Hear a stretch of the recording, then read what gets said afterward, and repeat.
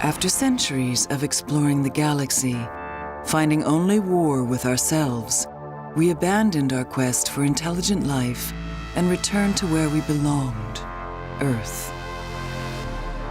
Resigned to a solitary existence, we architected a flawless civilization, a harmonious union between mankind and its intelligent creations. Perfection was our new quest. Until we heard a signal, an echo of the past.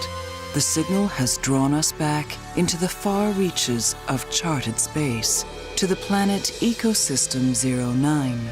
Uncovering more than we prepared for, our expedition must resurrect the weapons from our past in order to survive and contain the forces that could threaten the entirety of human civilization. At the heart of every human base is the core. More than a headquarters, it is the seat of control for the human commander, as well as the central power source for the entire base.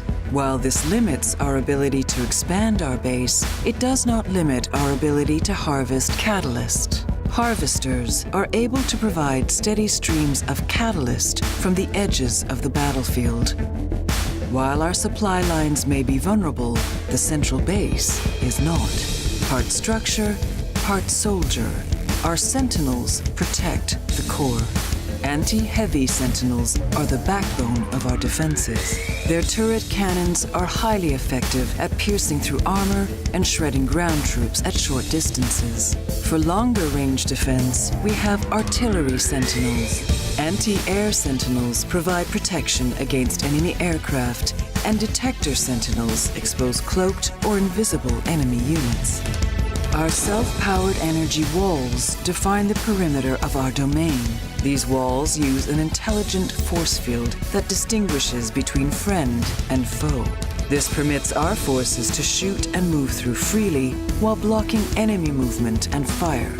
New to the human arsenal is our latest teleportation technology. While never before utilized on the battlefield, teleportation allows us to reconfigure the base design by transporting structures anywhere on the power grid. This allows us to reconfigure infrastructure or our defenses as the battlefield changes. Our teleportation technology is not just limited to moving buildings. Our line-of-sight teleporter is a special structure that allows us to instantly teleport a select number of units to any visible location on the battlefield. To establish and maintain air superiority, each offensive aircraft requires the construction of an air pad that refuels and rearms. Resurrected from our warring past, our drones are far from relics.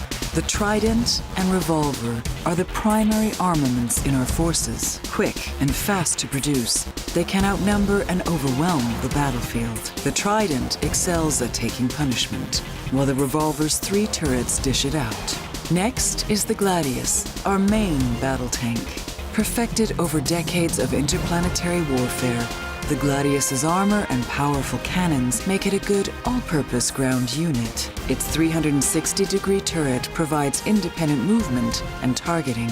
For scouting and covert ops, we send out daggers. Equipped with advanced sensor and cloaking technology, these small drones can detect hidden units while remaining invisible.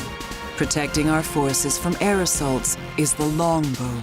Unleashing a deadly spray of projectiles ensures the skies remain clear of enemy aircraft. For long-range fire support, we have the howitzer. This mobile artillery platform devastates enemies by shelling them with high-explosive landmines. Mines that do not find a target remain active for a short period, increasing their effectiveness in the presence of large forces. Our strongest ground unit is the Lancer. Powered by a plasma stellarator, the Lancer's beam intensifies as it remains focused on a target. This is particularly devastating to enemy structures. With unit production centralized in the base, aircraft serve a special function to the human battle force, rapidly able to mobilize and reach across the battlefield. The Monitor is a reconnaissance aircraft designed for finding and reporting on enemy positions. Although it has no armaments, Its long-range vision is an extremely effective weapon on the battlefield. For heavy ground assault, we have the Scimitar, suited for eliminating large clusters of enemy forces. And then we have the Scythe, our most versatile aircraft. Their directional cannons can assault ground troops into submission, as well as destroy enemy aircraft. While our drones battle at the command of our human controllers, there comes a time when a human is needed on the battlefield.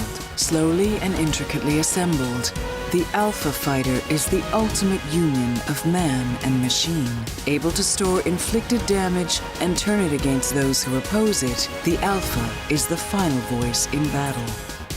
We came in pursuit of knowledge, but what we discovered is that knowledge is not enough. If this threat is to be contained, humanity must confront its past and return to the seat of command.